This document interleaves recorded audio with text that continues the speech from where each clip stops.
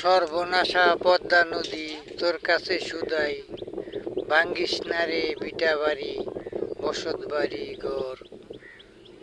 এই যে দেখেন পদ্মা নদীর বাই, এই যে চর পড়ছে, বিশাল চর।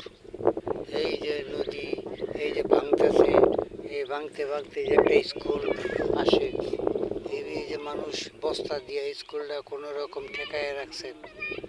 এই যে বস্তা দিয়া তাহলে ভাঙ্গে পড়ে যায়।